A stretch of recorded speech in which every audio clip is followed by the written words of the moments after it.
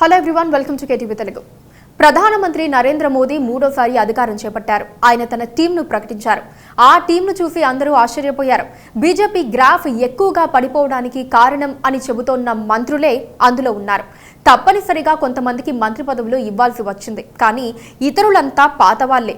వాళ్లతో ఆయన కొత్తగా చేసేదేముందని, ఇక బీజేపీ డౌన్ ఫాల్ మరింత వేగంగా ఉంటుందన్న విశ్లేషణలు ఎక్కువగా వస్తున్నాయి.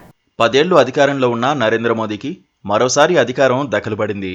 100 రోజుల ప్రణాళిక అని గెలవక ముందు నుంచి హడావుడి చేస్తున్నారు. కానీ ఆయన ఎంపిక చేసుకున్న పాత టీమును చూస్తే మళ్లీ కొత్తగా చేసేదేమీ లేదు, ఇలా బండి నడిచిపోతే చాలు అన్నట్లుగా ఉంది. ఆయన కేబినెట్ పూర్తిగా పాత వాసనలతో ఉంది. ముఖ్యంగా కీలకమైన ఆర్థిక, రక్షణ, హోం, రైల్వే, రోడ్లు వంటివన్నీ పాతవారికే కేటాయించారు. వీరిలో జనంపై అత్యధిక ప్రభావం చూపే శాఖ ఆర్థిక శాఖ. ఈ శాఖ మంత్రి నిర్మలా సీతారామన్పై ప్రజల్లో ఉన్న నెగిటివిటీ అంతా ఇంతా కాదు. కనీసం లోక్సభకు కూడా పోటీ చేయడానికి ఆసక్తి చూపని ఆమెను తిరిగి కేబినెట్లో తీసుకుని కేంద్ర మంత్రిని చేశారు.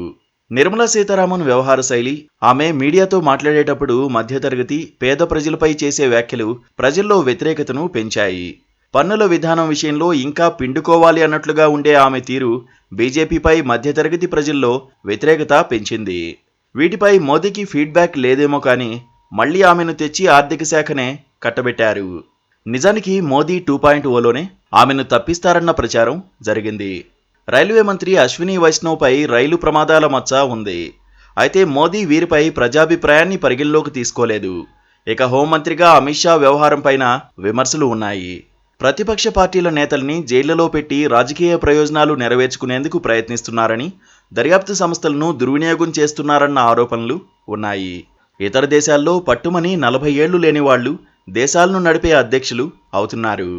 కానీ ఇండియాలో మాత్రం ఓ యువకుడికి కీలకమైన కేబినెట్ మినిస్టర్ ఇవ్వడానికి సంకోచించారు. కీలకమైన శాఖలన్నీ పండిపోయిన వృద్ధులే నిర్వహించాలి అన్నట్లుగా వ్యవహరించారు. రామ్మోహన్ నాయుడుకు ఏవియేషన్, చిరాగ్ పాస్వాన్కు స్పోర్ట్స్ ఇచ్చి సరిపెట్టుకున్నారు. ఓవరాల్గా చూసుకుంటే మోదీ 3.0 టీంపై ప్రజలు పెదవి విరుస్తున్నారు. 5 ఏళ్లుగా వారి పనితీరు చూసి ఉన్నందున పెద్దగా ఆశలు పెట్టుకోవడం లేదు. ఈ పరిస్థితి ఎక్కువగా బీజేపీకే నష్టం చేస్తుంది. ఎందుకంటే వచ్చే ఏడాది కాలంలో 2 అతి కీలకమైన అసెంబ్లీ ఎన్నికలను ఎదుర్కోబోతున్నారు. అందులో ఒకటి మహారాష్ట్ర, మరొకటి బీహార్. ఈ ఏడాది చివర్లో మహారాష్ట్ర అసెంబ్లీ ఎన్నికలు జరగనున్నాయి. పార్లమెంట్ ఎన్నికల్లో ఇప్పటికే మహారాష్ట్రలో ఎదురుదెబ్బ తింది బీజేపీ. వచ్చే ఏడాది బీహార్ ఎన్నికలు జరుగుతాయి. మోదీ ప్రభుత్వంపై సానుకూలత తగ్గిపోతోందని ఎన్నికలు నిరూపిస్తున్నాయి. పదవీకాలం పెరిగే కొద్దీ ఆ వ్యతిరేకత పెరుగుతుంది కానీ తగ్గదు. ప్రస్తుతం బీజేపీది అదే పరిస్థితి.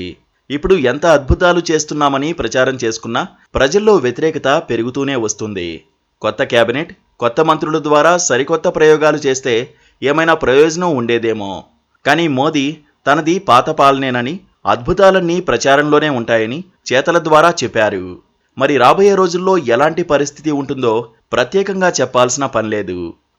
బీజేపీ పతనం ప్రారంభమైంది. అది ఎక్కడ ఆగుతుందో చెప్పలేం. ఇండియా కూటమి బలపడింది. ముఖ్యంగా కాంగ్రెస్ బలపడింది. రేవంత్ రెడ్డి చెప్పినట్లు కాంగ్రెస్ 125 సీట్లు గెలిచి ఉంటే ప్రభుత్వం మారి ఉండేది. ఈసారి గురి తప్పే అవకాశాలు కనిపించడం లేదు.